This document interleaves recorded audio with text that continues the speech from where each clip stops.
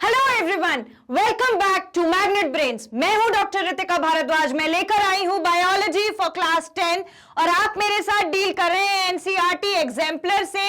इसमें हम करते हैं चैप्टर का क्विक रिवीजन और फिर उससे रिलेटेड एनसीईआरटी के क्वेश्चंस, एनसीईआरटी एग्जाम्पलर के क्वेश्चंस। और इस सेशन में हम डील कर रहे हैं लाइफ प्रोसेसेस के क्वेश्चन से।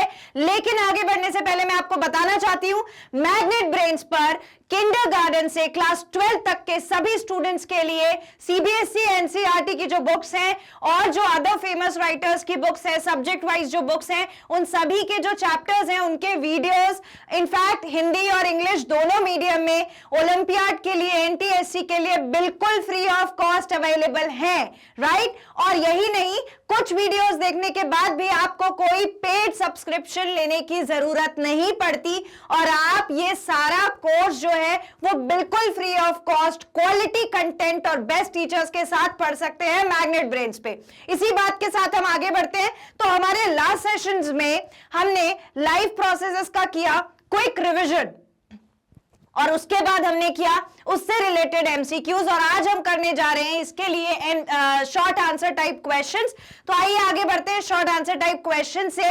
लेकिन मैं आपको ये बताना चाहती हूं, ये चैप्टर जो है काफी इंटरेस्टिंग है, ये हम देख चुके हैं और इसमें है बहुत सारे क्वेश्चंस।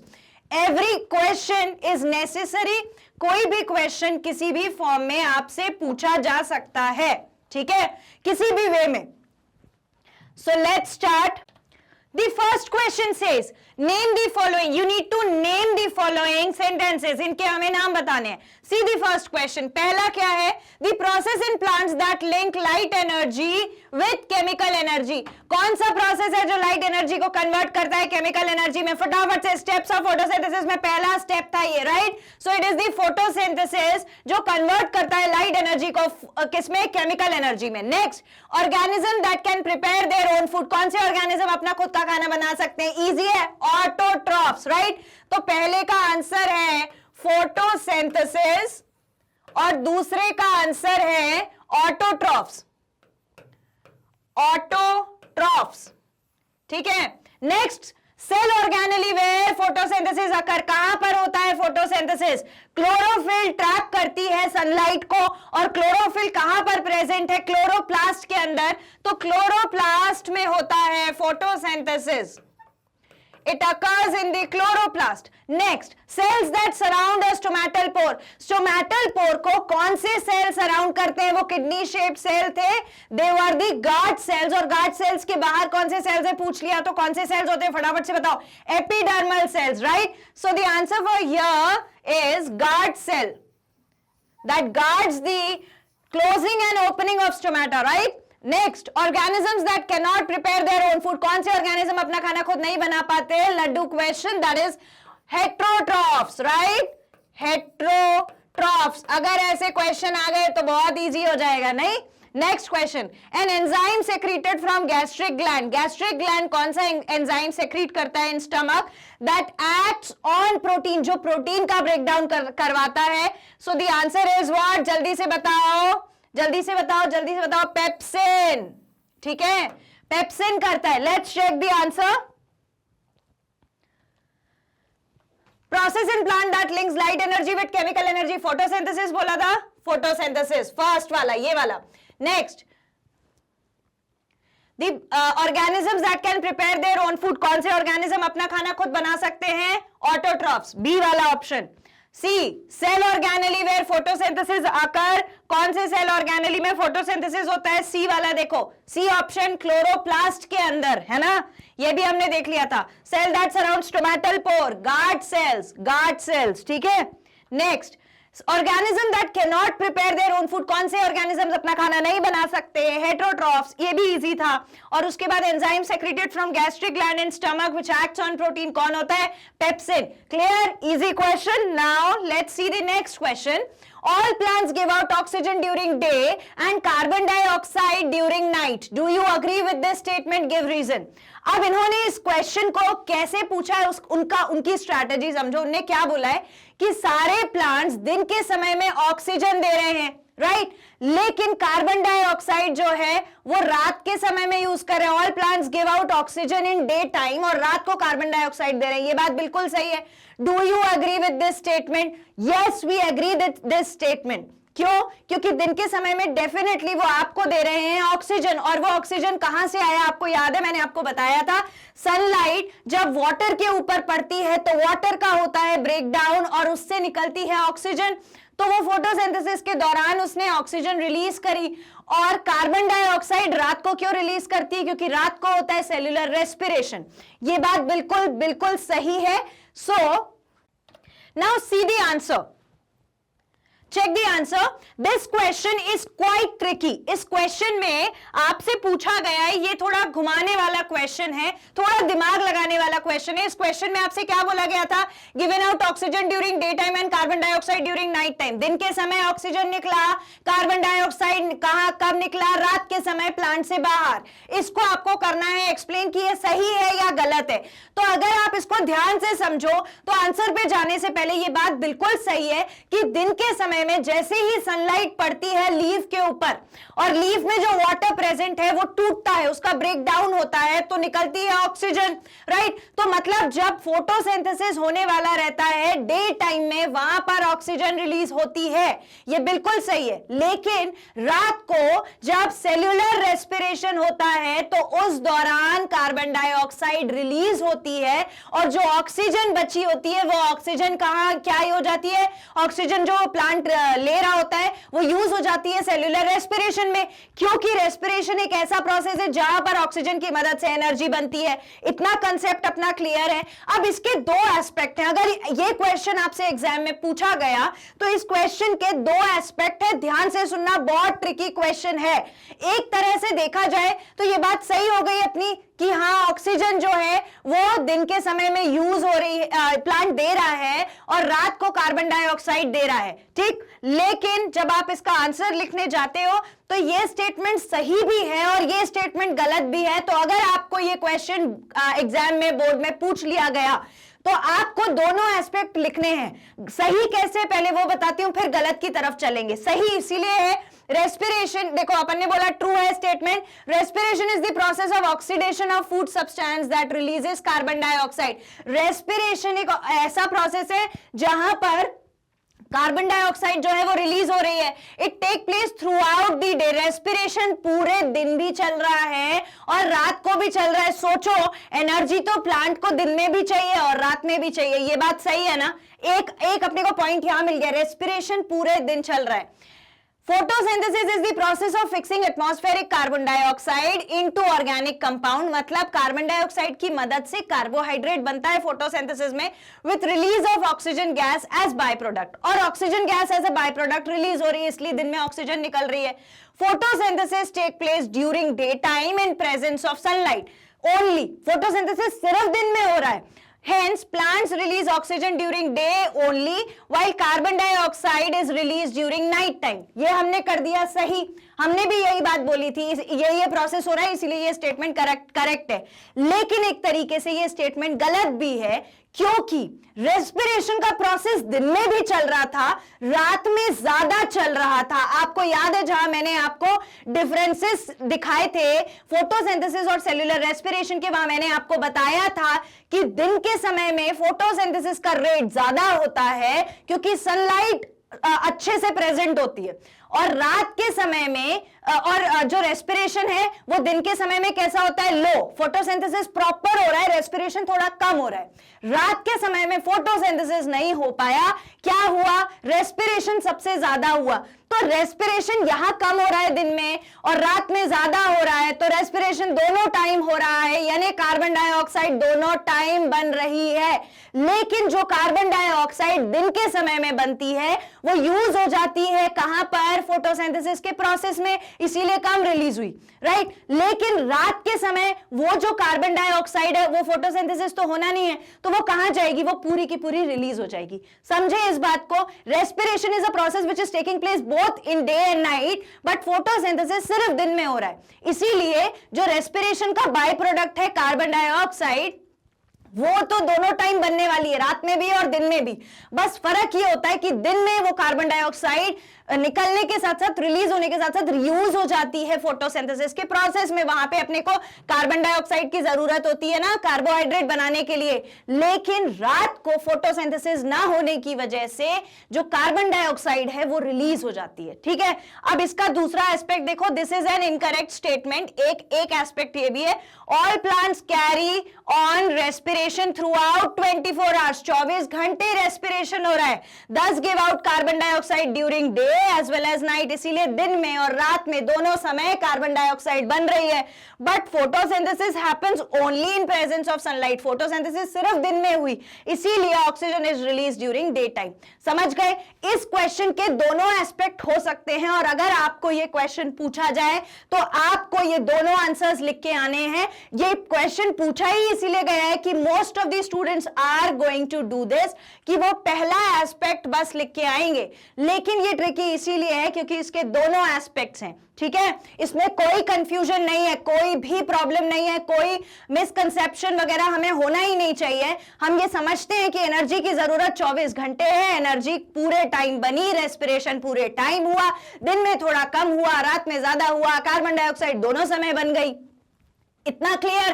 फोटोसिंथेसिस सिर्फ दिन में हुआ क्योंकि सनलाइट जो थी वो दिन में ही थी, रात में थी नहीं। ठीक है, तो ये जो ट्रिक है इसको याद रखना है। ये क्वेश्चन किसी भी फॉर्म में आपसे पूछा जा सकता है, और अगर ऐसा का ऐसा पूछा गया तो ये दोनों चीजें मेंशन करके आना है, दोनों चीजें लिखना है। ठीक है, कंसेप्चुअल जो है, कंसेप्ट जो है वो क्लियर होना चाहिए, ताकि अगर एग्जामिनर ने क्वेश्चन पूछा भी है तो वो आपका कंसेप्ट देख के समझ जाएगा कि हाँ ये चीजें दोनों सही लिखी हैं। Clear? Okay. So let's move on to the next question. How do the guard cells regulate opening and closing of stomatal pore? Guard cells जो हैं वो ही गार्ड करते हैं closing and opening of stomatal pore, right? जहां से होता है gaseous exchange, तो वो कैसे करते हैं कि गार्ड सेल्स के पास होता है एपिडर्मल सेल। एपिडर्मल सेल जो है वो वाटर अब्सॉर्ब करेगा गार्ड सेल से, है ना, लेकिन कब करेगा? जब हो जाएगा ट्रांसपिरेशन, यानी जो लीफ है, लीफ के सरफेस से सनलाइट की वजह से वाटर जो है it will be loss in the form of water vapour. So transpiration होने की वजह से क्या होगा कि जो अंदर के गार्ड सेल्स हैं उन गार्ड सेल्स में से वाटर पुल आउट कर लेगा उसके बाहर प्रेजेंट एपिडर्मल सेल। ऐसा स्ट्रक्चर था ना, ये बीन शेप्ड जो थे ये अपने गार्ड सेल्स थे, और इसके बाहर एपिडर्मल सेल्स थे इस तरीके से, और इसको हमने बोला था कि ये जो है ये स्टोमेटल पोर है, ये स्टोमेटल पोर थी, राइट? अब क्या होता है कि वाटर पहले एपिडर्मल सेल अब्सॉर्ब करते हैं, किससे? गार्ड सेल से ले लेते हैं वाटर को। ठीक है, गार्ड सेल से वाटर को ले लेते हैं, और जब पानी वापस आता है, यानी प्लांट में रूट के थ्रू वापस से वाटर आ जाता है लीफ के अंदर, तो गार्ड सेल के पास फिर से पानी भर जाता है। बस ये जो ट्रांसपिरेशन हो रहा था इसी की वजह से एक्चुअली में closing and opening of stomata हुआ था। इसीलिए अगर ये क्वेश्चन है तो ये कंसेप्ट लगाना है। Opening of guard cell is facilitated by entry of water inside guard cell. मैंने बताया ना, गार्ड सेल में जब पानी आ जाएगा तब। This makes the guard cell turgid, और गार्ड सेल जो है वो एकदम टर्जिड हो जाएंगे, मतलब पानी भरने के कारण स्ट्रेच हो जाएंगे। ठीक है, closing of guard cell is facilitated by water coming out of guard cell. अगर क्लोजिंग कब होती है? जब गार्ड सेल पानी छोड़ दे। ठीक है, जब गार्ड सेल पानी छोड़ देता है तो ऐसा हो जाता है, और जब गार्ड सेल में पानी भरा है तो वो ऐसा हो जाता है, तो ये ओपनिंग क्रिएट हो जाती है। This will make the guard cells flaccid. Closing जो होगी, ओपनिंग जो हुई वो किसी लिए हुई? क्योंकि वाटर एंटर हो गया गार्ड सेल में, और क्लोजिंग जो हुई वो वाटर कमिंग आउट, वाटर जब गार्ड सेल से हट गया तब हुई क्लोजिंग। ठीक है, दोनों सिचुएशन में आपको डायग्राम बनाकर बताना जरूरी है, इसीलिए मैंने भी आपको डायग्राम बनाकर बताया है। बायोलॉजी में ये चीज याद रखना, इस चीज को मतलब फिक्स कर लेना दिमाग में, व्हेन एंड वेयर पॉसिबल, जहां जहां जब जब हो सके वहां वहां डायग्राम से एक्सप्लेन करने की कोशिश करें। ठीक, now next question, 2 green plants are kept separately in oxygen free containers।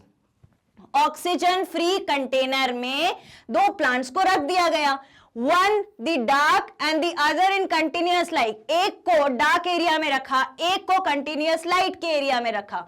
Which will live longer, give reason. कौन सा प्लांट ज्यादा समय तक जी सकेगा उसका हमको रीजन बताना है। ठीक है, तो जब भी फोटोसिंथेसिस हो रही है, मतलब लाइट है ना, लाइट है, जिसको लाइट में रखा है उसमें फोटोसिंथेसिस हो गई। जैसे ही फोटोसिंथेसिस होगी तो कार्बन ऑक्सीजन जो है वो रिलीज होगी। अपने को पता है ऑक्सीजन रिलीज होती है उस समय, तो वो वाला प्लांट ज्यादा समय तक जिएगा। लेकिन जहां आपने डार्क में रखा है वहां फोटोसिंथेसिस नहीं हो पाया और बार बार कार्बन डाइऑक्साइड ही रिलीज होता रहा रेस्पिरेशन के दौरान, तो उस समय प्लांट प्रॉपरली नहीं जी पाएगा। ठीक है, देखो answer, respiration and photosynthesis are two vital process of our plant life. दोनों ही बड़े इंपॉर्टेंट, वाइटल का मतलब होता है बहुत नेसेसरी प्रोसेस है प्लांट की लाइफ के। Plant kept in light would be able to produce oxygen required for respiration by the process of photosynthesis and would live longer. मैंने कहा दिन में जहां पर रखा है वहां फोटोसिंथेसिस हुई, ऑक्सीजन बना, तो वो ज्यादा जिएगा। The one kept in the dark would die as soon as the container becomes filled with the carbon dioxide gas produced by respiration। और respiration तो हमेशा चलता है, चाहे दिन का समय हो चाहे रात का समय हो, इसीलिए वहां पर respiration होने की वजह से कार्बन डाइऑक्साइड प्रोड्यूस हुआ और उसकी वजह से प्लांट जो है it can die। ठीक है, okay, all right, let's see the next question। If a plant is releasing carbon dioxide and taking in oxygen during the day, अगर प्लांट रिलीज कर रहा है, कार्बन डाइऑक्साइड दे रहा है और ऑक्सीजन ले रहा है दिन के समय में, does it mean there is no photosynthesis occurring? Justify your answer. क्या इसका मतलब है कि फोटोसिंथेसिस नहीं हो रहा? इसका हमें आंसर बताना है। तो तुम्हें क्या लगता है, अगर कार्बन डाइऑक्साइड रिलीज हो रही है मतलब सेल्यूलर रेस्पिरेशन हो रहा है, ठीक है, taking in oxygen during day time, और ऑक्सीजन ड्यूरिंग डे टाइम वो ले क्यों रहा है? क्योंकि उसको करना है क्या, उसको करना है रेस्पिरेशन। लेकिन इसका ये मतलब नहीं है कि फोटोसिंथेसिस नहीं होगी। फोटोसिंथेसिस दिन के समय में सनलाइट के प्रेजेंट में बिल्कुल होगी। ठीक है, यही हमारा आंसर है। देखो, respiration is the process of oxidation of food substance that releases carbon dioxide। it take place throughout the day। एक ऐसा प्रोसेस जहां पर ब्रेकडाउन हो रहा है फूड सब्सटेंस का टू रिलीज कार्बन डाइऑक्साइड, है ना, और एनर्जी भी मिले और कार्बन डाइऑक्साइड भी रिलीज हो गई, और ये थ्रू आउट द डे, पूरे दिन चल रहा है। फोटोसिंथेसिस एक ऐसा प्रोसेस है जो सिर्फ process of fixing the atmospheric carbon dioxide, जहां पर एटमॉस्फेयर का कार्बन डाइऑक्साइड यूज करके इनऑर्गेनिक कंपाउंड से बनता है carbohydrate with release of oxygen, और रिलीज होती है ऑक्सीजन गैस, ये हमें पता है। Photosynthesis take place during day in presence of sunlight, और फोटोसिंथेसिस सिर्फ दिन में होती है, ये हमने भी पिछले क्वेश्चन में भी देखा था। यहां तक हमको मालूम है, if a plant is releasing carbon dioxide and taking in oxygen during day means plant is respiring, उसमें रेस्पिरेशन हो रहा है। It does not mean there is no photosynthesis occurring in the plant. इसका ये मतलब बिल्कुल नहीं है कि फोटोसिंथेसिस नहीं हो रहा। अब तुम्हें उस क्वेश्चन का जो कंसेप्ट है वो और क्लियर हुआ होगा। पूरे समय 24 आवर्स रेस्पिरेशन चलता है प्लांट्स में, लेकिन फोटोसिंथेसिस सिर्फ दिन में। रेस्पिरेशन जो है उसका प्रोसेस दिन में थोड़ा कम होता है, क्योंकि फोटोसिंथेसिस चल रही होती है चरम सीमा पे, रात में रेस्पिरेशन आ गए, फोटोसिंथेसिस नहीं हो पाता। ठीक है, नेक्स्ट क्वेश्चन देखो, सी the next question. Why do fishes die when taken out of the water? क्यों फिशेज मर जाती है? मछली जल की रानी है, जीवन उसका पानी है, हाथ लगाओ डर जाती है, बाहर निकालो मर जाती है। क्यों मर जाती है, यही पूछा गया है। तो क्यों मर जाती है? क्योंकि फिशेज जो है उनको आदत होती है ब्रीथ करने की। किसमें से? फिशेज जो है वो पूरे टाइम वाटर में रह रही है ना। देखो आज मैं फिश बना के बताती हूँ, बहुत दिन से मैंने बनाई नहीं है। तो ये फिश है अपनी, है ना। अब ये फिश जो है ये वाटर में रह रही है, तो वाटर में इसके पास बाहर से कोई एयर जो है वो आ नहीं रही, कोई एयर नहीं आ रही, तो ये ऑक्सीजन कहां से ब्रीथ करेगी? ऑक्सीजन ब्रीथ करेगी डिसॉल्व्ड ऑक्सीजन, जो पानी में ऑलरेडी डिसॉल्व्ड है। तो इसको आदत ही नहीं है खुला ऑक्सीजन ब्रीथ करने की गिल्स के थ्रू। तो ये क्या करती है, ये वाटर में जो डिसॉल्व्ड ऑक्सीजन है उसको ब्रीथ करती है। और जब ये वाटर में डिसॉल्व्ड ऑक्सीजन को ब्रीथ करती है, बाहर के एयर की इसको आदत नहीं, तो जैसे ही आप इसे बाहर की एयर में लाते हो वो दम तोड़ देती है। This is the process. ठीक है, आंसर देखो, गिल्स आर दी, कहां से मैंने बताया ना, गिल्स से। Gills are the organ for gaseous exchange in fishes. कहीं भी आंसर लिखना है तो शुरू से लिखना है, पूरा कंसेप्ट बताते हुए। Have two chambered heart and heart pumps deoxygenated blood to gills. अगर आपने थोड़ी सी भी आलस को त्यागा हो और सोचा हो एमसीक्यू पढ़ना चाहिए, क्योंकि सब्जेक्टिव में पूछा जा सकता है।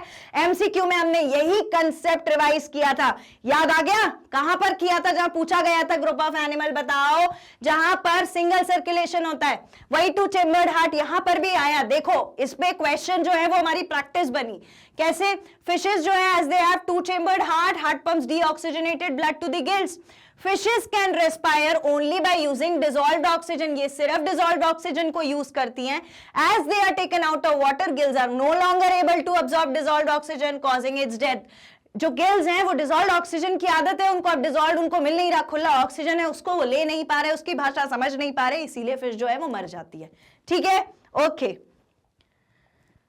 Next question, differentiate between autotrophs and heterotroph. ये सबसे लड्डू क्वेश्चन है। ऑटोट्रॉफ अपना खाना खुद बनाते हैं, हेटेरोट्रॉफ दूसरों पे डिपेंड करते हैं। ऑटोट्रॉफ जो है वो प्रोड्यूसर्स हैं क्योंकि वो खाना बना रहे हैं, और हेटेरोट्रॉफ्स जो हैं वो कंज्यूमर्स हैं क्योंकि वो दूसरे से खाना कंज्यूम करते हैं। एग्जांपल बता दो। कुछ बैक्टीरियाज होते हैं और प्लांट्स होते हैं जो करते हैं ऑटोट्रॉफिक मोड ऑफ न्यूट्रिशन, और हेटेरोट्रॉफिक मोड ऑफ न्यूट्रिशन कहां देखा जाता है? बाकी सारे एनिमल में, लायन, डियर, ये सब।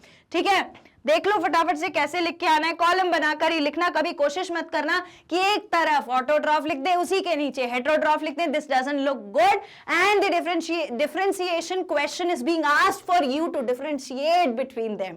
ठीक है, देखो autotrophs, heterotrophs. Autotrophs can make their own food and heterotrophs cannot make their food. ठीक है, next, they are the producers of ecosystem.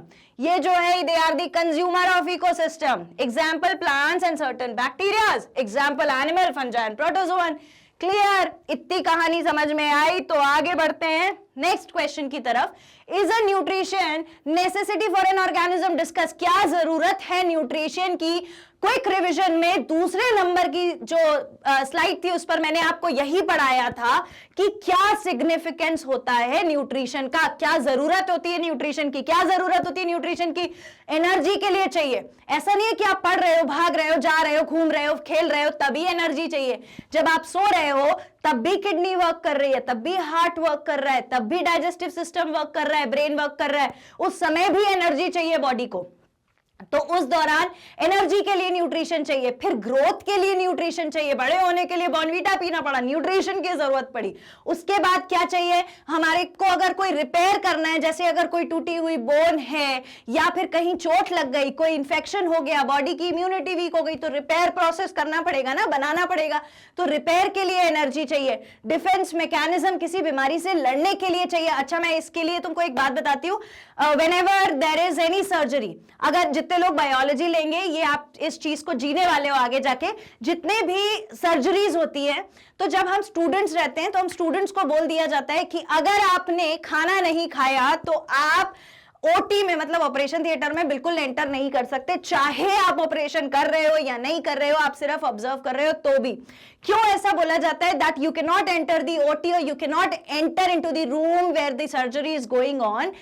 क्यों नहीं एंटर कर सकते बिना खाना खाए उस रूम में?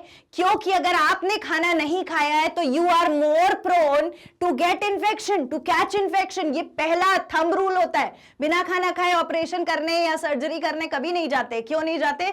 You are more prone to catch infection. अगर एनर्जी प्रोड्यूस बॉडी में नहीं हो रही है तो आप आसानी से इन्फेक्शन को कैच कर सकते हो, इसीलिए ऐसा बोला जाता है। ठीक है, तो हमने क्या क्या देखा? हमने देखा ग्रोथ के लिए चाहिए, एनर्जी के चाहिए, रिपेयर के लिए चाहिए, डिफेंस मैकेनिज्म के लिए चाहिए, और किस चीज के लिए चाहिए? जितने भी हम प्रोसेसेस करने वाले हैं जिसमें एनर्जी लगने वाली है वो सारी चीज तो हमने देख ही ली है। आओ देखो इसका आंसर कैसे लिखोगे। Need of nutrition for an organism is for energy, growth, formation of body component, body components बनने के लिए हार्मोन बनना है, एंजाइम बनना है, हर चीज के लिए, रिपेयर के लिए, formation of enzyme and hormone and defence mechanism. These are the purposes for which you need the energy, और वो आएगी कहां से? न्यूट्रिशन से। ठीक है, next question, what would happen if green plant disappear from earth? अगर ग्रीन प्लांट में से सारे अर्थ में से सारे ग्रीन प्लांट हटा दिए तो क्या हो सकता है? सोचो। ग्रीन प्लांट नहीं है, ग्रीन प्लांट प्रोड्यूसर थे जो कहां से एनर्जी लेके आ रहे थे, एक्चुअल सोर्स ऑफ एनर्जी जो होता है वो होता है सन, सन से एनर्जी ले लेते हैं ग्रीन प्लांट्स। अब ये ग्रीन प्लांट्स जो है यही नहीं है तो सन से एनर्जी कौन लेगा, पहली चीज, ठीक है, तो एनर्जी आई ही नहीं अर्थ पे। अब अगर ग्रीन प्लांट नहीं है, एनर्जी नहीं आई, तो भाई ये हेटेरोट्रॉफ्स जो है वो अपना खाना कैसे खाएंगे, वो तो ग्रीन प्लांट के ऊपर डिपेंड करते हैं खाने के लिए, तो वो भी डिस्टर्ब हो जाएंगे। बेसिकली ये तो है ही नहीं, और वो क्यों मर जाएंगे, हेटेरोट्रॉफ क्यों मर जाएंगे, क्योंकि उनको खाना नहीं मिला, उनको एनर्जी नहीं मिली। सोर्स तो भाई प्लांट्स ही थे जो एनर्जी लेके आ रहे थे सन से। सो दिस इज इट कि इकोसिस्टम हो जाएगा डिस्टर्ब, हेटेरोट्रॉफ जो डिपेंड करते हैं प्रोड्यूसर्स यानी कि ग्रीन प्लांट्स पर, वो भी खत्म हो जाएंगे भूख के मारे, ठीक है। नेक्स्ट आंसर देखो, green plants are the source of energy for all the heterotrophs on earth. Source of energy, sun से एनर्जी लेके आइए, मैंने बताया। Plants convert solar and chemical energy into viable food sources, और सोलर एनर्जी को ये food source में convert कर देते हैं ना। Next, if plants get disappeared, अगर प्लांट चले गए from the earth, it leads to imbalance in ecosystem, ecosystem imbalance हो जाएगा एंड हेटेरोट्रॉफ्स में डाई विदाउट फूड, बिना खाने के हेटेरोट्रॉफ्स जो है वो मर जाएंगे। ये इजी क्वेश्चन है, इसमें कुछ ऐसा नहीं है जिसमें आपको प्रॉब्लम हो। Next question. Leaves of a healthy potted plant were coated with Vaseline. Will this plant remain healthy for long? Give reason for your answer. अगर आपने एक potted plant की लीफ पर वैसलीन लगा दी तो क्या होगा, तो होगा ये कि एक्सचेंज ऑफ गैसेस नहीं हो पाएगा, क्योंकि लीफ में स्टोमेटा था, स्टोमेटा एक्सचेंज ऑफ गैसेस करा रहा था, वो नहीं हो पाएगा अगर वैसलीन आ जाएगी। दूसरी चीज क्या नहीं हो पाएगा, इंट्रैपमेंट ऑफ सनलाइट, सनलाइट भी तो वहीं से एंटर करती थी। अपन ने जब स्ट्रक्चर ऑफ लीफ देखा था तो ऊपर की वो जो एपिडर्मल लेयर थी, जो प्रोटेक्टिव लेयर थी, वहीं से क्यूटिकल उसी से एंटर कर रही थी सनलाइट, तो वो भी नहीं कर पाएगी, तो फोटोसिंथेसिस का जो प्रोसेस है वो भी इफेक्ट हो जाएगा। देखो answer, coating of Vaseline with make the leaves impervious to gases and water, gases और वाटर दोनों नहीं हो पाएंगे, will result in adverse effect, तो इससे बुरा असर पड़ेगा भाई लीफ पर, मतलब प्लांट पर। क्या होगा, plant will not be able to take oxygen in respiration and carbon dioxide for photosynthesis, क्योंकि गैसियस एक्सचेंज स्टोमेटा से हो रहा था तो वो नहीं हो पाएगा। Since transpiration pull drive the upward movement of water and mineral in xylem, water transport will be hampered. क्या होता है कि ये जो सनलाइट पड़ती है ना, सनलाइट पड़ती है तो वाटर टूटता है, तो ऑक्सीजन भी निकलता है, और वो ऑक्सीजन और कार्बन डाइऑक्साइड का एक्सचेंज स्टोमेटा से हो जाता है, इतना तो पता है। लेकिन हमने एसेंट ऑफ सैप पढ़ा था, एसेंट ऑफ सैप में हमने पढ़ा था कि नीचे ट्रांसपिरेशन पुल की वजह से नीचे से रूट्स जो हैं वो जाइलम में ऊपर पानी भेजते हैं, एडिशन कोएशन पढ़ा था वाटर मॉलिक्यूल्स का, याद आ गया। तो वही चीज जो है वो यहां पर नहीं हो पाएगी, तो वाटर भी नहीं आ पाएगा, गैसेस भी नहीं जा पाएंगी, फोटोसिंथेसिस भी प्रॉपर्ली नहीं हो पाएगी। These are the adverse effect अगर आपने लीफ के ऊपर लगा दी वैसलीन, ठीक है। Next, How does aerobic respiration differs from anaerobic respiration? Aerobic respiration कैसे अलग है anaerobic respiration से? Aerobic respiration में presence of oxygen होता है, और anaerobic respiration में ऑक्सीजन या तो कम होता है या होता ही नहीं है। Aerobic respiration में एनर्जी जो प्रोड्यूस होती है वो बहुत सारी होती है, लेकिन anaerobic में क्योंकि ऑक्सीजन कम है या बिल्कुल भी नहीं है, तो वहां पर जो एनर्जी प्रोड्यूस होती है वो लो एनर्जी प्रोड्यूस होती है। 38 ATP and 2 ATP, adenosine triphosphate was the ATP, the energy form, right? Okay, let's see. Aerobic respiration differ from anaerobic respiration as aerobic respiration में complete breakdown of food in presence of oxygen, oxygen की presence पे food पूरी तरीके से break down हो जाता है, और oxygen नहीं है तो incomplete breakdown of food substance in absence of oxygen होता है। Next, results in formation of carbon dioxide and water। हाँ, by products जो हैं वो बहुत important है। क्या क्या होते हैं aerobic respiration में? कार्बन डाइऑक्साइड और वाटर होते हैं, लेकिन anaerobic respiration में इथेनॉल और कार्बन डाइऑक्साइड या लैक्टिक एसिड प्रोड्यूस होता है। लैक्टिक एसिड की वजह से मसल में क्रैम्प होता है। इथेनॉल जो है वो जब ईस्ट में होता है तब बनता है, ठीक है। Huge amount of energy is release due to complete oxidation of glucose, 38 ATP, बहुत सारी एनर्जी रिलीज होती है। Less energy is release due to incomplete oxidation of glucose, 2 ATPs are release. Clear? Okay, differentiation को differentiation के form में ही लिखना है। Next, match the words of column A with column B, match करना है। फ्लोएम, फ्लोएम क्या करता है? फ्लोएम इज फॉर फूड, तो फ्लोएम करता है ट्रांसलोकेशन ऑफ फूड। नेफ्रॉन क्या करता है? फिल्टरेशन करता है, तो नेफ्रॉन जो है वो एक्सक्रीशन में काम आता है। वेन्स क्या करती हैं? डीऑक्सीजनेटेड ब्लड ले जाती हैं, तो डीऑक्सीजनेटेड ब्लड ले जाती हैं। प्लेटलेट्स जो है वो करता है क्लॉटिंग ऑफ ब्लड। तो ये भाई हमने कर दिया मैच। लड्डू क्वेश्चन, बचपना याद आ गया। हाँ, यहां भी ऐसे क्वेश्चंस पूछे जाते हैं, ठीक है, चेक कर लो।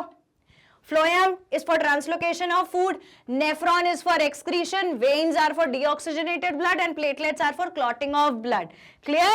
All right. See the next question. Differentiate between artery and vein. Artery और वेन में डिफरेंशिएट करना है। आर्टरी जो है वो थिक वॉल की होती थी, मोटी वॉल होती थी और इलास्टिक होती थी, राइट? क्यों होती थी? क्योंकि आर्टरीज जो है वो हार्ट से ब्लड लेके आने वाली है, और जब हार्ट से ब्लड आता है आर्टरी में तो वो आता है बहुत प्रेशर में, इसीलिए वॉल्स जो थी वो मोटी थी। यहां पे समझ गए? वेन्स में ऐसा नहीं होता था, क्योंकि वेन्स जो है वो बॉडी का ब्लड लेके आ रही थी हार्ट के पास। बॉडी का ब्लड जब लेके आएगी तो उसमें इतना प्रेशर नहीं था, इसीलिए जो ब्लड आया वो लो प्रेशर पे था, तो इसकी वॉल्स भी थिन थी।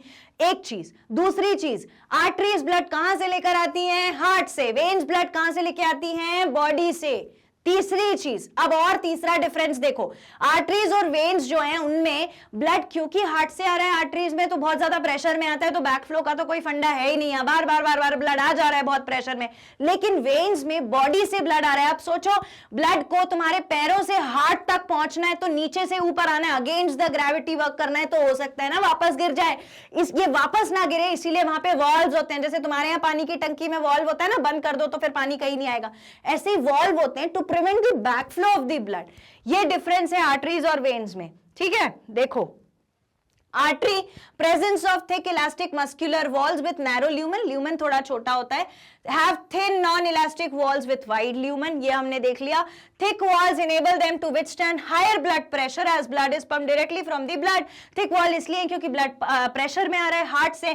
Since blood is pumped from different body parts in vein, blood pressure is low. यहाँ पे blood pressure low होता है क्योंकि अलग-अलग body parts से आ रहा होता है।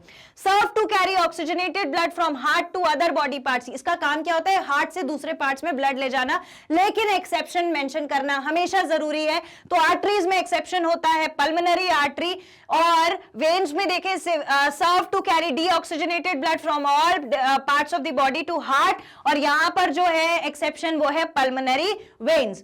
वॉल्व्स आर एब्सेंट, आर्टरीज को वॉल्व की जरूरत नहीं है क्योंकि ब्लड वापस नहीं जा सकता, बार बार पंप हो रहा है, लेकिन यहां पर वॉल्व्स प्रेजेंट होते हैं to prevent the back flow of blood. Clear? इतनी बात समझ में आ गई? Let's move on to the next question. See the next question now. What are the adaptations of leaf for photosynthesis? Leaf में ऐसा क्या है कि वो अडेप्टेड है फोटोसिंथेसिस करने के लिए? तो लीफ में पहली चीज स्टोमेटल पोर है फॉर एक्सचेंज ऑफ गैसेस। दूसरी चीज, वहां पर लीफ में सरफेस एरिया ज्यादा है ताकि ज्यादा सनलाइट अब्सॉर्ब हो और प्रोसेस चले फोटोसिंथेसिस का, राइट? तो ट्रांसपिरेशन वाला प्रोसेस, सनलाइट वाला प्रोसेस और एक्सचेंज ऑफ गैसेस वाला प्रोसेस, इन सब चीजों के लिए हमारी लीफ जो है वो अडेप्टेड है। Leaves show following adaptation for photosynthesis. पहला, leaf serve to provide large surface area to facilitate maximum light absorption, बता दिया। Presence of chlorophyll to trap sunlight, sunlight जब आई तो क्लोरोफिल ने उसे ट्रैप कर लिया, लीफ में ही प्रेजेंट था, साइट में देखा था ना।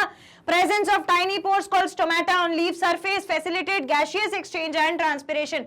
Transpiration भी बताया, gaseous exchange भी बताई। इन चीजों को कौन करा रहा है? लीफ करा रही है। That's it. Let's move on to the next question. Why is small intestine in herbivore longer than carnivore? Herbivore में स्मॉल इंटेस्टाइन बड़ा होता है एज कंपेयर टू कार्निवोर। क्यों? क्योंकि हर्बीवोर हरा भरा खाना यानी कि प्लांट्स खाने वाले हैं, और प्लांट्स में लीव्स में होता है सेल्यूलोज। सेल्यूलोज, और सेल्यूलोज एक कॉम्प्लेक्स मॉलिक्यूल होता है, बड़ा मॉलिक्यूल होता है, उसको तोड़ने के लिए काफी ज्यादा टाइम चाहिए, और ज्यादा टाइम चाहिए तो फूड को ज्यादा देर स्मॉल इंटेस्टाइन में रखना पड़ेगा, इसीलिए इंटेस्टाइन जो है स्मॉल इंटेस्टाइन वो बड़ा होता है हर्बीवोर में। लेकिन कार्निवोर नहीं खाने वाले प्लांट्स को एज अ होल तो हम क्या करते हैं, कार्निवोर में सेल्यूलोज का डाइजेशन नहीं होना, तो सेल्यूलोज तो पहले ही डाइजेस्ट हो गए, इसीलिए हर्बीवोर में शॉर्टर इंटेस्टाइन होता है। Let's see, herbivore derive their nutrition from plant which makes cellulose main component of their diet.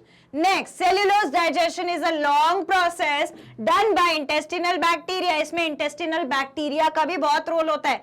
Presence in gut यानी alimentary canal of herbivore, complete digestion of cellulose longer time in gut, इसीलिए ज्यादा time लगता है इसके cellulose को digest होने में, इसीलिए ये ज्यादा समय तक रहता है गट में।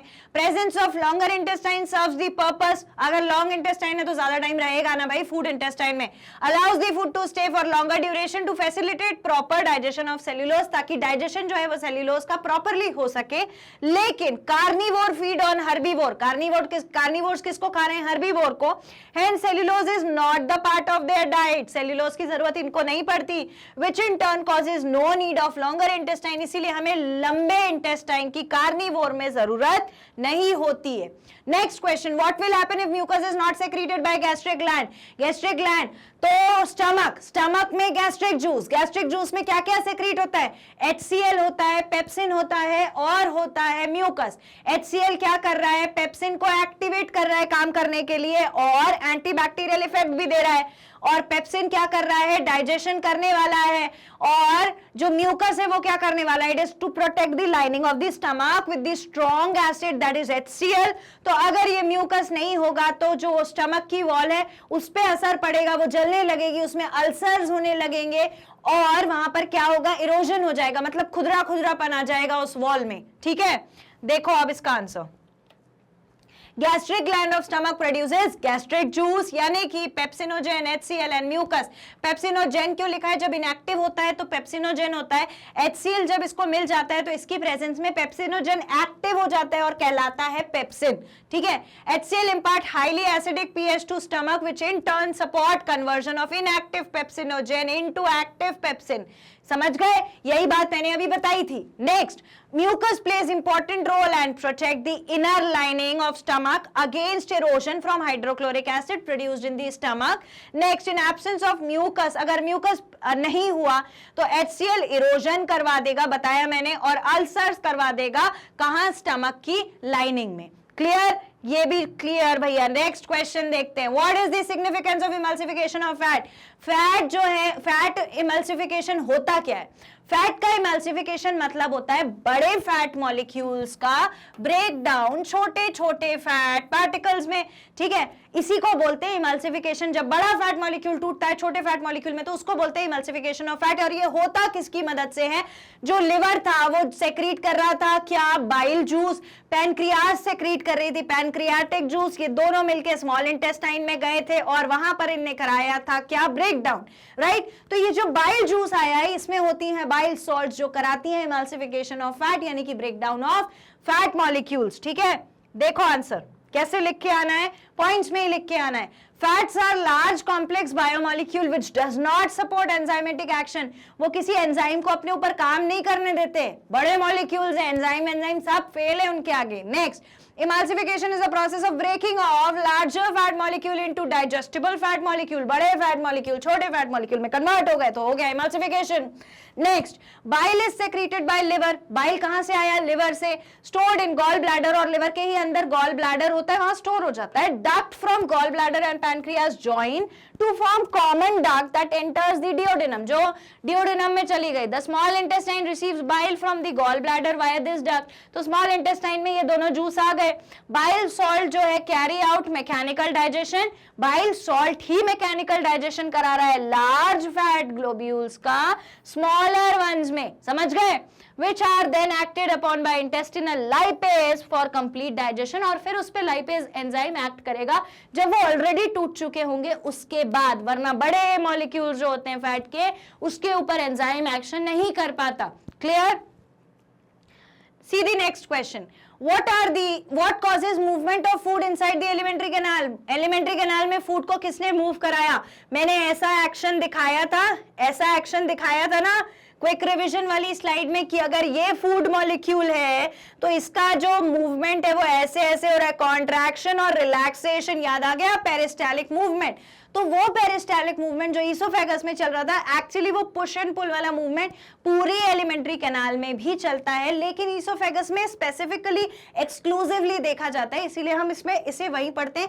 पूरी गैस्ट्रिक जो गट की जो लाइनिंग है, उस पूरी गट में यही मूवमेंट हो रहा होता है, कॉन्ट्रैक्शन और रिलैक्सेशन का, which is called as peristalsis.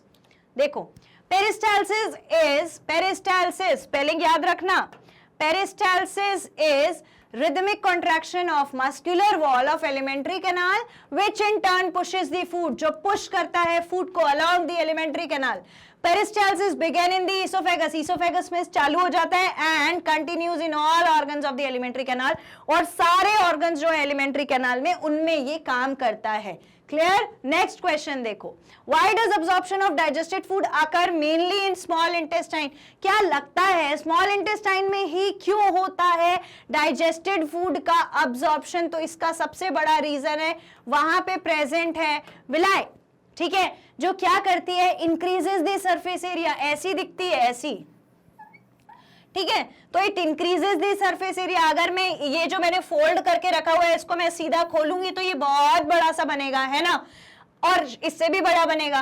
तो अगर मैं इतनी बड़ी चीज को नहीं रख पा रही हूं तो मैं फोल्ड करके रखूंगी, तो ये फोल्ड करके रखा हुआ है और यहीं से it increases the surface area for absorption, इसीलिए एब्जॉर्प्शन हो रहा है। दूसरी बात, यहाँ इसकी जो वॉल्स होती है वो पतली होती हैं, थिन होती हैं, और उसी के पास से गई होती है ब्लड वेसल, जहां ब्लड फ्लो हो रहा है, तो ईजी हो जाता है यहाँ पर एक्सचेंज करना, जैसा हमने कुछ देखा था किसमें, एल्वियोलाई में, लेकिन वो गैसियस एक्सचेंज था, यहाँ पर अब्जॉर्ब्ड फूड का एक्सचेंज है। ये कुछ रीजंस है जिसकी जैसे हो रहा है स्मॉल इंटेस्टाइन से अब्जॉर्प्शन डाइजेस्टेड फूड का।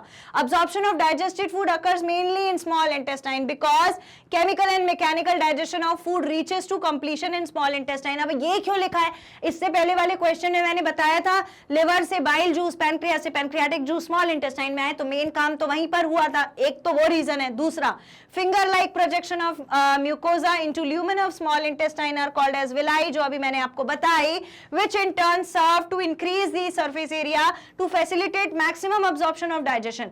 तो जिससे से ज्यादा अब्जॉर्प्शन हो सके डाइजेस्टेड फूड का, walls of small intestine is richly supplied with blood vessel, बहुत सारी ब्लड वेसल्स होती हैं which take the absorbed food to different body parts, जो वहां से अब्जॉर्ब करके डिफरेंट बॉडी पार्ट्स को ले जा करके दे देती हैं।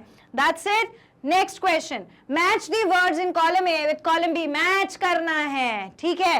ऑटोट्रॉफिक न्यूट्रिशन किसमें देखा जाता है? ऑटोट्रॉफ्स मतलब जो अपना खाना खुद बना रहे हैं, लीच बनाएगी, पैरामीशियम बनाएगा, डियर बनाएगा, नहीं, ग्रीन प्लांट बनाएगा, तो ये है ग्रीन प्लांट के साथ match. Heterotrophic mode of nutrition कौन करता है? Heterotrophic mode of nutrition deer करता है। Next, parasitic mode of nutrition, parasite कौन है? लीच पैरासाइट होती थी, राइट, दूसरे की बॉडी पर डिपेंड करती थी अपना फूड लेने के लिए, ठीक। डाइजेशन इन फूड वैक्यूल, फूड वैक्यूल में डाइजेशन भैया पैरामीशियम और अमीबा में देखा था ना, फूड वैक्यूल टेम्परेरी स्टमक बनता था। That's it, let's check the answer. Autotrophic nutrition green plant, heterotrophic nutrition deer, parasitic nutrition leech, and digestion in food vacuole is paramecium. Clear? See the next question. Why is the rate of breathing in aquatic organisms much faster than the terrestrial organism? जो organism aquatic lifestyle को belong करता है उसमें rate of breathing जो है वो ज्यादा होता है, फास्ट होता है as compare to the one which is living outside the water. ऐसा क्यों होता है? क्योंकि वाटर में है डिसॉल्व्ड ऑक्सीजन जो थोड़ी थोड़ी ही जा पाती है गिल्स से उस ऑर्गेनिज्म के अंदर, लेकिन जो ऑर्गेनिज्म एयर में रह रहा है वो तो खुली हुई हवा में से ऑक्सीजन ले रहा है, तो यहां पर इसको डिसॉल्व्ड में से निकालनी पड़ती है धीरे धीरे ऑक्सीजन, इसीलिए ये जल्दी जल्दी करता है। ऑक्सीजन इसके पास कम आएगी ना, डिसॉल्व्ड है इसलिए, तो ये जल्दी जल्दी ब्रीथ करता है ताकि ज्यादा से ज्यादा ऑक्सीजन ले सके। पर यहाँ पे क्या हो रहा है, खुली हवा है, खुला ऑक्सीजन है, आराम से ब्रीथ कर रहे हैं, ठीक है। This is the reason. Let's check. Aquatic organism depend upon dissolved oxygen in water while terrestrial organism take oxygen from air. यही मैंने आपको बताया। Since concentration of dissolved oxygen is much lower, वहां पे dissolved oxygen का concentration कम है as compared to oxygen present in खुली हवा में जो ऑक्सीजन है उसके कंपैरिजन में, aquatic organism breathe faster to meet the demand of oxygen. Clear? See the next question. Why is blood circulation in human heart called double circulation? Human heart में होने वाले सर्कुलेशन को डबल सर्कुलेशन क्यों कहा जाता है? क्योंकि वहां पर एक कार्डियक साइकिल में ब्लड 2 बार पास होता है हार्ट में से, इसीलिए उसे बोला जाता है डबल सर्कुलेशन। याद आ गया? 4 चेंबर्स थे हार्ट में। Human heart has 4 completely separated chamber, अलग अलग 4 chambers हैं which allow completely separated circuits of oxygenated and deoxygenated blood, जहां पे ऑक्सीजन वाला और deoxygenated वाला ब्लड जो है वो हमेशा separated रहता है, अलग अलग रहता है, कभी मिलता नहीं है। blood circulation in human heart is called double circulation because blood passes through the heart twice during one complete cardiac cycle of the body. Clear? Okay, let's see. Next question. What is the advantage of having 4 chambered heart? क्या लगता है, क्या मतलब है, क्या जरूरत है, क्या एडवांटेज है 4 chambered heart होने का? अभी देखा ना डबल सर्कुलेशन, दूसरा अभी देखा कि ऑक्सीजनेटेड और डीऑक्सीजनेटेड ब्लड कभी मिक्स नहीं होता, वो हमेशा अलग रहता है। दूसरी चीज, एक पार्ट है जहां पर बॉडी से पूरा ब्लड कलेक्ट होके आता है तो वो दे देती है प्योरीफाई करने के लिए, और एक पार्ट है जो पूरा प्योरीफाइड ब्लड पूरी बॉडी को सप्लाई कर देता है। क्लियर? ये सिग्निफिकेंस है, ये एडवांटेज है भाई हार्ट में 4 चेंबर्स होने का। Advantage of having 4 chambers heart ensures complete separation of oxygenated and deoxygenated blood. इससे पहले वाले क्वेश्चन में भी हमने कंसेप्ट देखा था। It allows rapid pumping of oxygenated blood under high pressure which is required by active endothermic animals to maintain constant body temperature. ये जल्दी ऑक्सीजनेटेड ब्लड जो है वो बॉडी पार्ट्स को दे देता है और ब्लड फ्लो होने की वजह से वो जो टेम्परेचर है वो मेंटेन्ड रहता है। Clear? Let's see the next question. Mention major events during photosynthesis. क्या क्या इवेंट्स होते हैं फोटोसिंथेसिस के दौरान? जल्दी से बता दो। absorption of light energy, conversion of light energy into chemical energy and formation of carbohydrate with the help of carbon dioxide. Clear? देखो, major events of photosynthesis are absorption of light energy by chlorophyll, light energy का absorption, light energy, conversion of light energy into chemical energy, second splitting of water molecule into hydrogen and oxygen। sunlight की वजह से water टूट जाता है, oxygen और hydrogen में H2O टूट जाता है ना, ये हम पहले भी देख चुके हैं। Reduction of carbon dioxide to form carbohydrate, carbon dioxide से कार्बोहाइड्रेट बन गया। ये हो गए स्टेप्स मेजर इवेंट्स फोटोसिंथेसिस के। Good? Clear? Next question. In which of the following situation what happens to the rate of the photosynthesis? हर एक situation में बताओ rate of photosynthesis को क्या होगा? अगर cloudy days है मतलब sunlight proper नहीं आ पा रही तो photosynthesis का rate कम हो जाएगा। Second, no rainfall in the area, rain से कोई फर्क नहीं पड़ता, वाटर होना चाहिए, वाटर का प्रेजेंस जरूरी है, कितना है कितना नहीं है उससे कोई फर्क नहीं पड़ता फोटोसिंथेसिस पे। ठीक है? Good manuring in the area, अगर मैन्योर डाल भी दोगे तो वो तो किस लिए है? सॉइल को एनरिच करने के लिए, न्यूट्रिएंट से, लेकिन फोटोसिंथेसिस का तो उसमें कोई काम नहीं है, तो ये भी इफेक्ट नहीं करेगा फोटोसिंथेसिस को। Next, stomata gates block due to dust, अगर स्टोमेटा ब्लॉक हो गया डस्ट की वजह से तो कार्बन डाइऑक्साइड और ऑक्सीजन जो है वो एक्सचेंज नहीं हो पाएगी, कार्बन डाइऑक्साइड नहीं आएगी, तो वो अभी देखा था कार्बन डाइऑक्साइड का रिडक्शन होकर कार्बोहाइड्रेट बना रहा था, वो प्रोसेस नहीं हो पाएगा, तो यहां पर भी लो हो जाएगी रेट फोटोसिंथेसिस की। यहां पर भी क्लाउडी डेज में सनलाइट कम होने से लो हो जाएगी और इन दोनों पर कोई इफेक्ट नहीं होगा। क्लियर? देख लो। Rate of photosynthesis to decrease due to low availability of sunlight, sunlight कम सनलाइट कम है तो फोटोसिंथेसिस कम हो गई। Rainfall not effect the rate of photosynthesis, rainfall से कोई इफेक्ट नहीं होता। Manuring will not effect the rate of photosynthesis, इससे भी कोई फर्क नहीं पड़ता। Stomata get block due to dust will cause the rate of photosynthesis to decrease due to disturb carbon dioxide intake, carbon dioxide नहीं आएगा तो फिर से लो हो जाएगा फोटोसिंथेसिस का rate. Clear? See the next question. Name the energy currency in which living organism when and where is produced. Energy currency क्या होती है living organism की? फटाफट से बता दो। ATP, एडेनोसाइन ट्राइफॉस्फेट, जो प्रोड्यूस होती है रेस्पिरेशन के दौरान। ये लड्डू क्वेश्चन था, काफी लड्डू क्वेश्चन था। Adenosine triphosphate is the energy currency in living organism. ठीक है? It is produced in mitochondria during respiration, ये बात याद रखना, ये जरूरी है रेस्पिरेशन वाला point.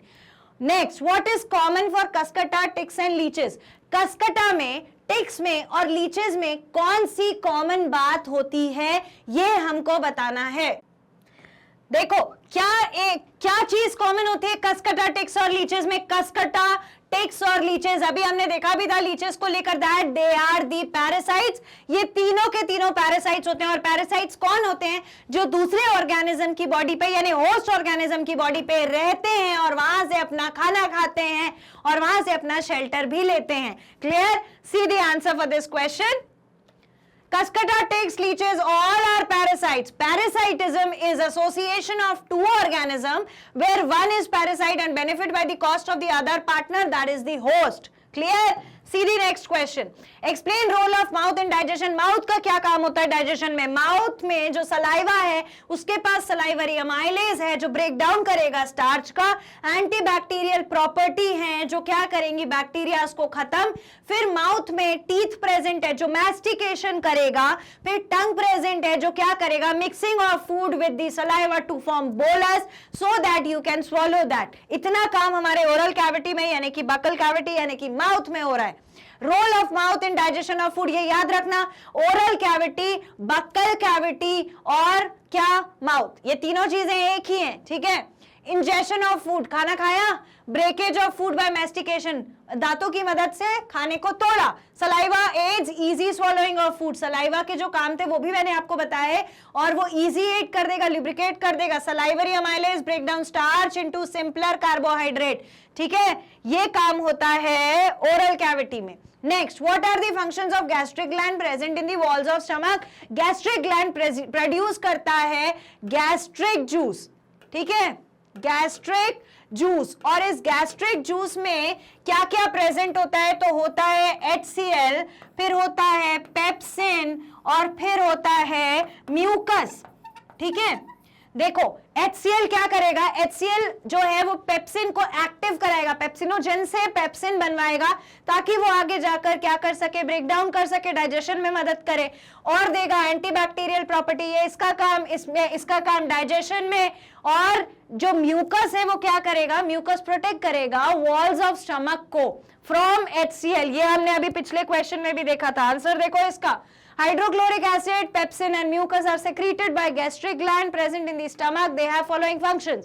HCl kills germs present in the food, decreases pH of stomach which is essential for working of digestive enzyme यानी कि पेप्सिन। पेप्सिन करेगा डाइजेशन प्रोटीन्स का और म्यूकस प्रोटेक्ट करेगा stomach inner lining from HCl ताकि corrosion ना हो, ulcer create ना हो। ये हमने पिछले क्वेश्चंस में भी देखा था। क्लियर? Let's move ahead. देखो अगला क्वेश्चन, फिर से मैच द कॉलम आ गया। Match the words in the column A with the column B. देखो ट्रिप्सिन जो है, ट्रिप्सिन कहां से प्रोड्यूस होता है? पैनक्रियास से प्रोड्यूस होता है। ट्रिप्सिन तो पैनक्रियास से यही दिया हुआ है। अमाइलेज कहां प्रेजेंट होता है? सलाइवा में, सलाइवरी अमाइलेज, सलाइवा यहां दिया हुआ है। ठीक है? बाइल कहां प्रोड्यूस होता है? लिवर में, लिवर प्रोड्यूसेस बाइल जूस, तो ये लिवर और बाइल एक साथ।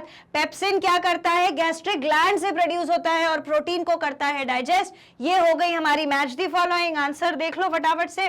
Trypsin is secreted from pancreas, तो ये सही। Amylase is present in the saliva, bile is secreted from liver, pepsin जो है it is secreted from gastric gland.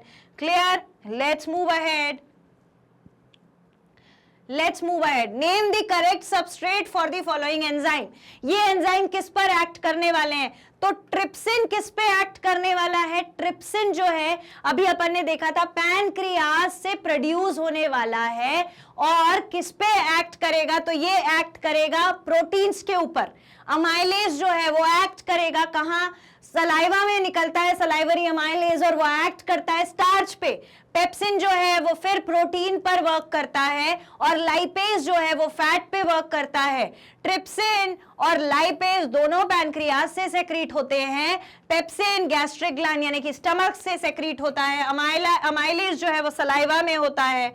देखो answer, trypsin is for the digestion of protein, amylase is for breaking down of starch, pepsin जो है is for the breaking down of protein and lipase is for emulsified fat, मतलब बड़े fat molecule को छोटे fat में तोड़ना is emulsification of fat, वो काम लाइपेज करने वाला है।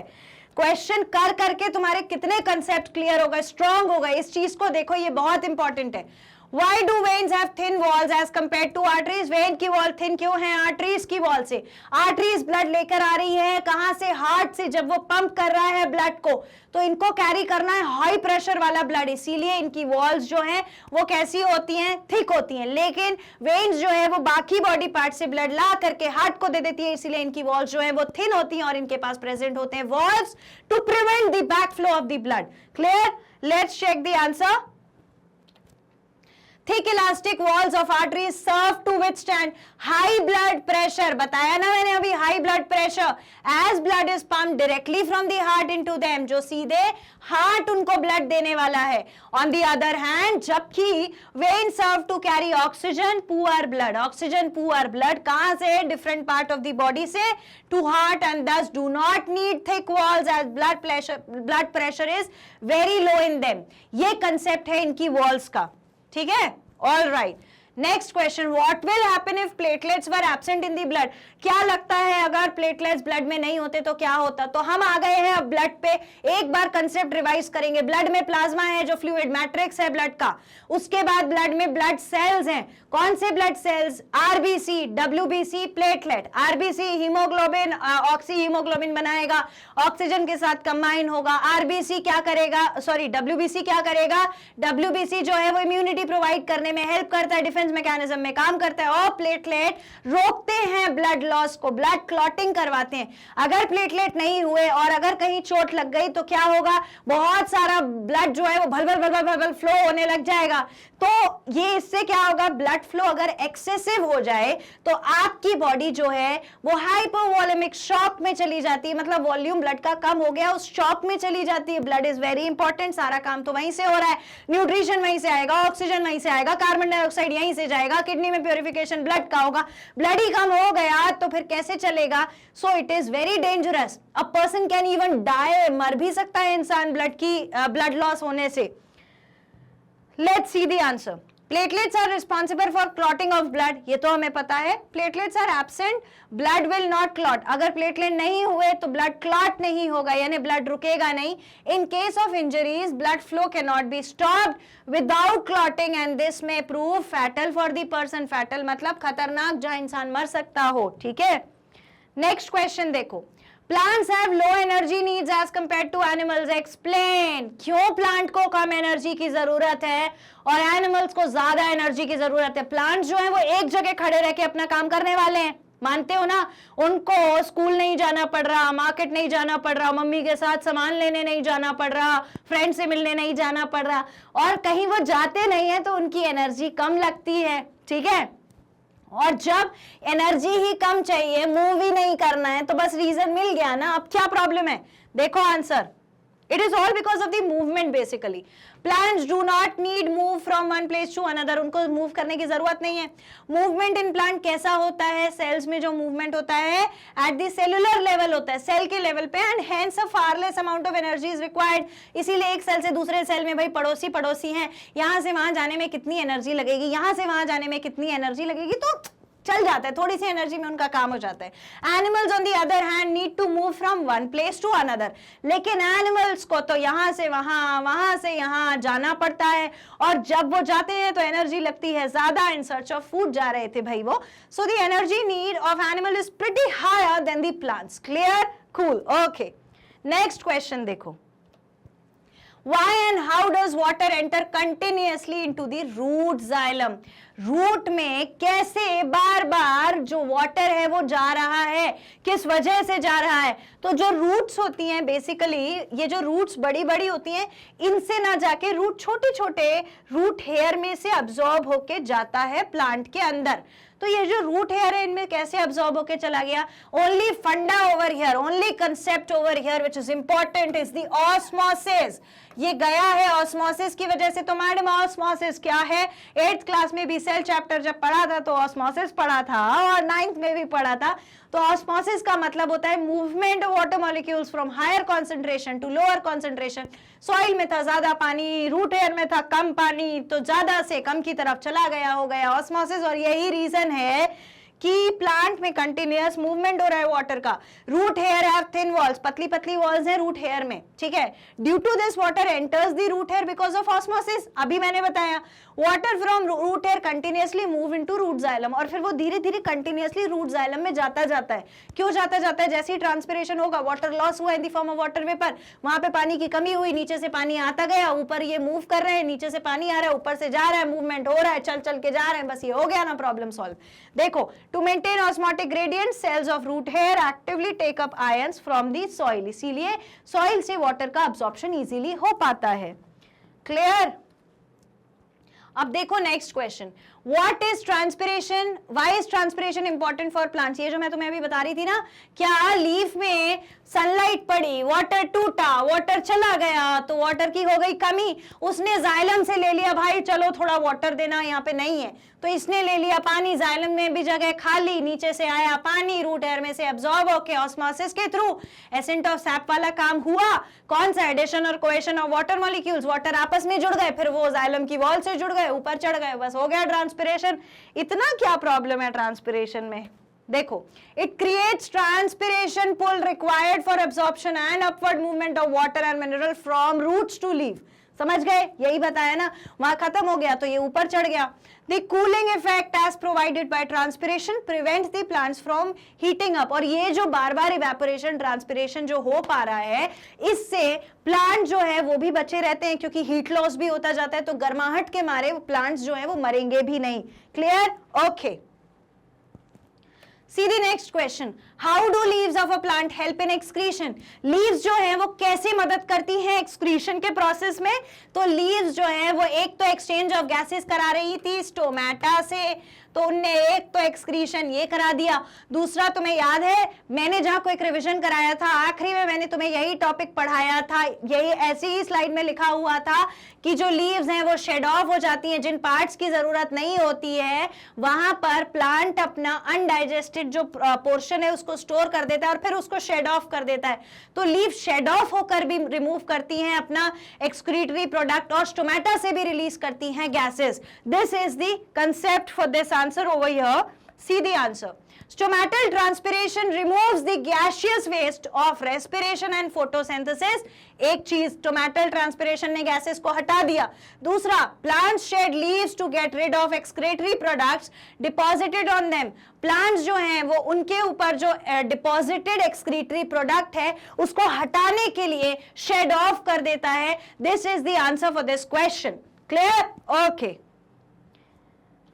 So we are done with the questions. We are done with the short answer type question for today's session from the chapter life processes। हम अपने अगले सेशन में मिलेंगे इसके long answer type question answers के साथ। तो मेरे साथ इस सेशन को अटेंड करना बहुत जरूरी है क्योंकि ये है one of the most important chapter for class 10 और कंसेप्चुअल चैप्टर भी है, कंसेप्ट भी लगे हैं इस चैप्टर में। लेकिन आगे बढ़ने से पहले मैं आपको ये बताना चाहती हूँ, मैग्नेट ब्रेन्स ने आप लोगों की सुविधा के लिए ताकि आप आसानी से पढ़ सके, इसलिए सभी चैप्टर्स की जो बुक्स हैं, सभी सब्जेक्ट की जो बुक है उसे subject wise, chapter wise, book wise सारे जो कंसेप्ट है ना वो सारे चैप्टर्स के वीडियोस सीक्वेंस में अवेलेबल कराए हैं हमारी मैग्नेट ब्रेन्स की जो ऐप है उस पे भी और जो वेबसाइट है उस पे भी। वेबसाइट जो है वो है www.magnetbrains.com और जो ऐप है वो आपको मिलेगी प्ले स्टोर पर मैग्नेट ब्रेन्स के नाम से, जहां पर आप हर वीडियो को, हर चैप्टर के वीडियो को बिल्कुल फ्री ऑफ कॉस्ट देख सकते हैं बिना किसी परेशानी के और आपके लिए हो जाएगा पढ़ना बहुत आसान। आपको करना क्या है, आपको टाइप करना है www.magnetbrains.com। उससे आपके सामने एक ऐसा विंडो ओपन होगा, उसके बाद वहां पर आपको करना है एक्सप्लोर। टॉप कोर्सेज को आप एक्सप्लोर करिए।